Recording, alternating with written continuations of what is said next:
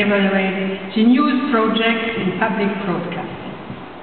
After days, as we heard, of fruitful discussion and voting, the jury has pointed out the very best project, and the jury said, it's truly at the heart of a collaborative production and makes program makers come to you for content.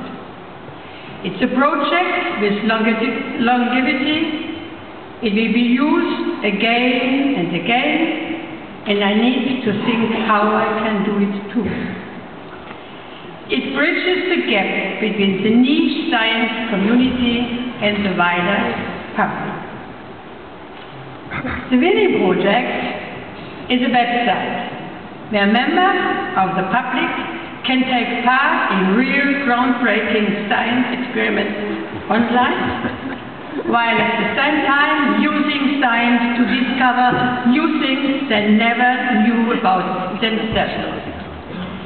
The Prix Europa, Best European Emerging Media Project of the year 2010, goes to Let's UK from the